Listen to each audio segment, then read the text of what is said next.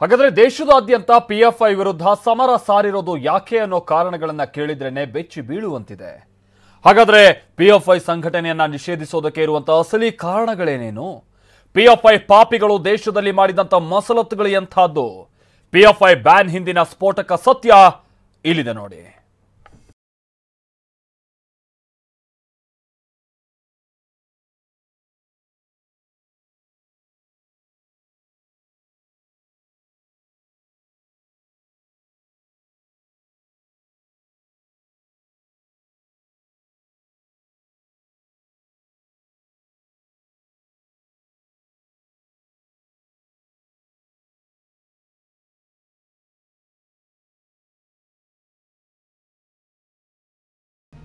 ಕೇಂದ್ರ ಸರ್ಕಾರ ಬಿಟ್ಟ ಬಾಂಬ್ಗೆ ಪಿಎಫ್ಐ ಬುಡವೇ ಛಿದ್ರವಾಗಿದೆ.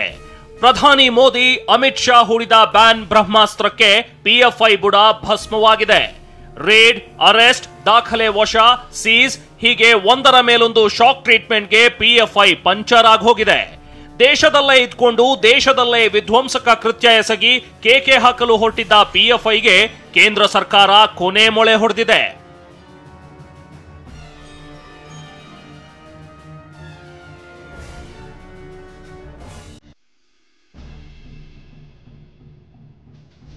ಪಿಎಫ್ಐ ಮೇಲೆ ನಿಷೇಧ ಹೇರಿರೋ ಕೇಂದ್ರ ಸರ್ಕಾರ ಸುಮ್ಮನೆ ಬ್ಯಾನ್ ಮಾಡಿಲ್ಲ, ಅದಕ್ಕೆ ಪೂರಕವಾದ ಕಾರಣಗಳನ್ನ ಕೊಟ್ಟಿದೆ. ದಳ್ಳುರಿ, ದುಷ್ಕೃತ್ಯ, ದೇಶದಲ್ಲಿ ರಕ್ತ ದೋಕುಳಿ, ಆತ್ಮಾಹುತಿ ದಾಳಿ, ಮೋದಿ ಹತ್ಯೆಗೆ ಸ್ಕೆಚ್, ಎಲ್ಲಕ್ಕಿಂತ ಮಿಗಿಲಾಗಿ 2047ಕ್ಕೆ ಭಾರತವನ್ನ ಇಸ್ಲಾಮಿಕ್ ರಾಷ್ಟ್ರವನ್ನಾಗಿ ಮಾಡಬೇಕು ಅನ್ನೋ ಪಿಎಫ್ಐ ಗುರಿಯನ್ನ ಕೇಂದ್ರ ಸರ್ಕಾರ ಚಿವುಟಿ ಹಾಕಿದೆ.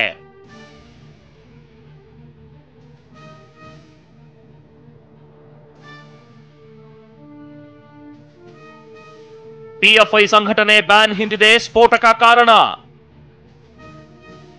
ಭಾರತದಲ್ಲಿ ಪಿಎಫ್ಐ ಭಯೋತ್ಪಾದಕ ಕೃತ್ಯದ ಸಂಚು ಅನಾವರಣ.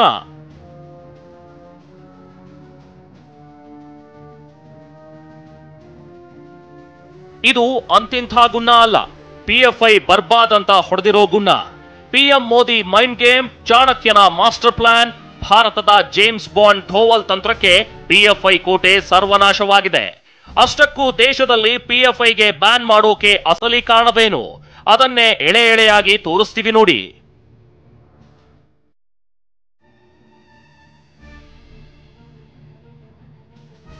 ಕಾರಣ ನಂಬರ್ 1, ರಕ್ತ ದೋಕುಳಿ ಹರಿಸಲು ಪಿಎಫ್ಐ ಪಿತೂರಿ.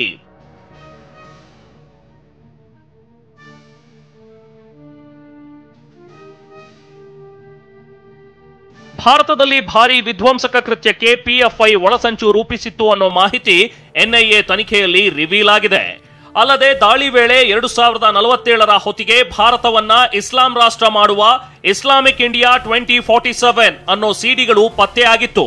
ಇಸ್ಲಾಮಿಕ್ ಇಂಡಿಯಾ ಅನ್ನೋ ವಿಡಿಯೋ ಮಾಡಿದ್ದ ಕ್ರಿಮಿಗಳು ಅಟ್ಟಹಾಸ ಮೆರೆಯಲು ಸಂಚು ರೂಪಿಸಿದ್ರು. ಇಷ್ಟೇ ಅಲ್ಲ, ಐಸಿಸ್ ಉಗ್ರ ಸಂಘಟನೆ ಜೊತೆ ಪಿಎಫ್ಐ ನಾಯಕರು ಲಿಂಕ್ ಹೊಂದಿದ್ರು. ಪೆನ್ ಡ್ರೈವ್ಗಳಲ್ಲಿ ಐಸಿಸ್ ಜೊತೆ ಸಂಪರ್ಕ ಹೊಂದಿರೋ ಬಲವಾದ ಸಾಕ್ಷ್ಯ ಪತ್ತೆಯಾಗಿತ್ತು. ಅಲ್ಲದೆ ದೇಶದಲ್ಲಿ ಭಯೋತ್ಪಾದಕ ಕೃತ್ಯಗಳನ್ನ ಎಸಗೋಕೆ ಪ್ಲಾನ್ ಮಾಡಿದ್ರು ಅನ್ನೋದು ಬಯಲಾಗಿದೆ.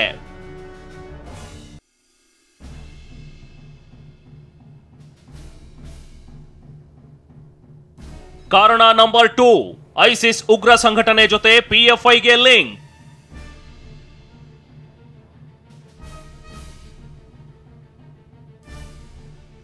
ಇಷ್ಟೇ ಅಲ್ಲ, ಪಿಎಫ್ಐನ ಪರಮ ಪಾಪಿಗಳು ಐಸಿಸ್ ಉಗ್ರ ಸಂಘಟನೆ ಜೊತೆ ಲಿಂಕ್ ಹೊಂದಿದ್ರು ಅನ್ನೋ ಸತ್ಯ ಹೊರಬಿದ್ದಿದೆ.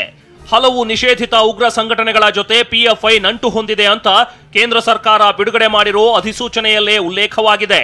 ಅಲ್ಲದೆ ಜಿಹಾದಿ ಮನಸ್ಥಿತಿ ಹೊಂದಿದ್ದ ಕ್ರಿಮಿಗಳು ಈ ಬಗ್ಗೆ ಸಾಲು ಸಾಲು ಬರಹ ಬರೆದಿದ್ರಂತೆ. ಅಲ್ಲದೆ ಇರಾಕ್, ಸಿರಿಯಾ, ಆಫ್ಘನ್ ಉಗ್ರರ ಜೊತೆ ನಿರಂತರ ಲಿಂಕ್ ಹೊಂದಿದ್ರಂತೆ. ಅದರಲ್ಲೂ ಬಾಂಗ್ಲಾದೇಶದ ಜಮಾತುಲ್ ಮುಜಾಹಿದ್ದೀನ್ ಜೊತೆ ನಂಟು ಹೊಂದಿದ್ದು ದೇಶದಲ್ಲಿ ವಿಧ್ವಂಸಕ ಕೃತ್ಯಕ್ಕೆ ಹೊಂಚು ಹಾಕಿದ್ರು ಅನ್ನೋದು ರಿವೀಲ್ ಆಗಿದೆ. ದೇಶದಲ್ಲಿ ಸರಣಿ ಬಾಂಬ್ ಸ್ಫೋಟ, ರಕ್ತ ದೋಕುಳಿ ಹರಿಸಲು ಬಿಲದಲ್ಲೇ ಕೂತು ಪ್ಲಾನ್ ಮಾಡಿದ್ರಂತೆ. ಕಾರಣ ನಂಬರ್ 3, ದೇಶದಲ್ಲಿ ಶಾಂತಿ ಕೋಮು ಸೌಹಾರ್ದತೆಗೆ ಕೊಳ್ಳಿ ಇಡಲು ಸ್ಕೆಚ್.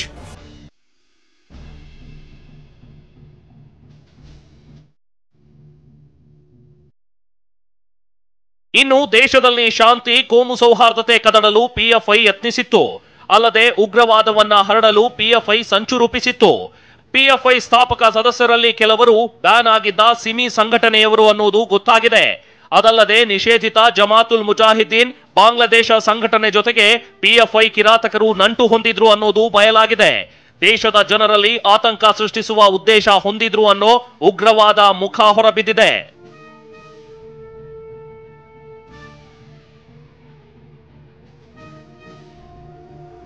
ಕಾರಣ ನಂಬರ್ 4, ಪ್ರಧಾನಿ ಮೋದಿ ಹತ್ಯೆಗೆ ಪಿಎಫ್ಐ ಪಾಪಿಗಳ ಸ್ಕೆಚ್.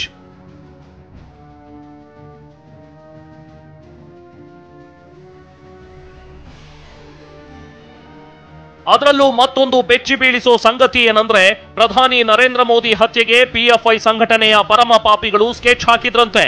ಅಲ್ಲದೆ ದೇಶಾದ್ಯಂತ ಬಿಜೆಪಿ ನಾಯಕರನ್ನೇ ಟಾರ್ಗೆಟ್ ಮಾಡಿ ಹತ್ಯೆಗೆ ಸಂಚು ರೂಪಿಸಿದ್ರು ಅನ್ನೋದು ಗೊತ್ತಾಗಿದೆ. ದೇಶದ ವಿವಿಧ ರಾಜ್ಯಗಳಲ್ಲಿ ನಡೆದಿರೋ ಹತ್ಯೆಗಳಲ್ಲಿ ಪಿಎಫ್ಐ ಸಂಘಟನೆಯವರೇ ಸೇರಿದ್ದಾರಂತೆ. 27 ರಾಜಕೀಯ ನಾಯಕರ ಹತ್ಯೆಯಲ್ಲಿ ಪಿಎಫ್ಐ ನಂಟು ಹೊಂದಿರೋದು ಗೊತ್ತಾಗಿದೆ. 215ಕ್ಕೂ ಹೆಚ್ಚು ಕೋಮು ಗಲಭೆ ನಡೆಸಿದ್ದಾರೆ. ಕೇರಳದಲ್ಲಿ ಹೆಚ್ಚು ಕೋಮು ಗಲಭೆಗಳನ್ನ ನಡೆಸಿ ಕಿಚ್ಚು ಹೊತ್ತಿಸಿದ್ರಂತೆ. ದೇಶದಲ್ಲಿ ಉಗ್ರವಾದ ಹರಡಲು ಪಿಎಫ್ಐ ಪಿತೂರಿ ಮಾಡಿರುವುದು ರಿವೀಲ್ ಆಗಿದೆ.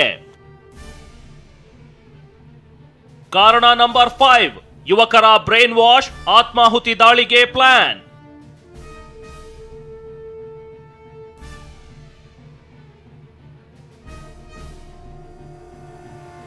ಮುಸ್ಲಿಂ ಯುವಕರನ್ನ ಟಾರ್ಗೆಟ್ ಮಾಡಿ ಪಿಎಫ್ಐ ಪಿತೂರಿ ಮಾಡ್ತಿತ್ತು.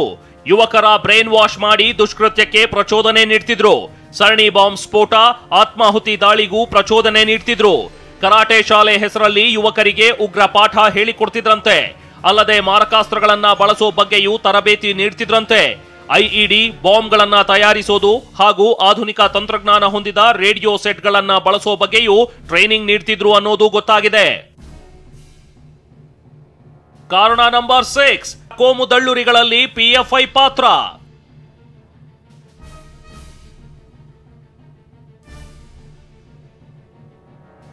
ದೇಶದಲ್ಲಿ ಸಾಲು ಸಾಲು ಕೋಮು ಗಲಭೆ ಸೃಷ್ಟಿಸೋದೇ ಪಿಎಫ್ಐ ಗುರಿಯಾಗಿತ್ತು.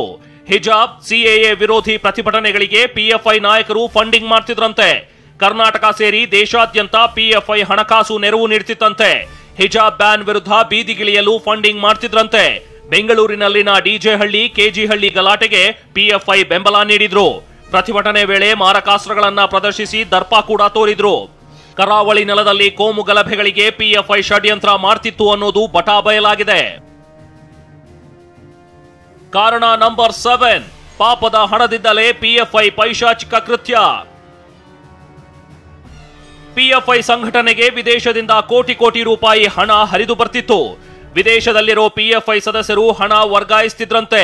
ಯಾವ ದಾಖಲೆಗಳಿಲ್ಲದ ಅಕ್ರಮ ಹಣ ಖಾತೆಯಲ್ಲಿ ಪತ್ತೆ ಆಗ್ತಿತ್ತು. ಪಿಎಫ್ಐ ಖಾತೆಯಲ್ಲಿನ ಹಣವನ್ನ ದೇಶದಲ್ಲಿ 10 ಹಲವು ದುಷ್ಕೃತ್ಯಕ್ಕೆ ಬಳಸಿಕೊಳ್ತಿದ್ರಂತೆ. ಭಯೋತ್ಪಾದನಾ ಚಟುವಟಿಕೆಗಳಿಗೆ ಹಣ ಸುರಿತಾ ಇದ್ರು. ಹವಾಲಾ ಹಾಗೂ ದೇಣಿಗೆ ಮೂಲಕ ಹಣ ಸಂಗ್ರಹಿಸಿ ದುಷ್ಕೃತ್ಯ ಎಸಗುತ್ತಿದ್ರು ಅನ್ನೋ ಶಾಕಿಂಗ್ ಸಂಗತಿ ಹೊರಬಿದ್ದಿದೆ. ಮುಸ್ಲಿಂ ಯುವಕರು ಉಗ್ರ ಸಂಘಟನೆಗೆ ಸೇರಲು ಆಮಿಷ ಒಡ್ಡುತ್ತಿದ್ರಂತೆ.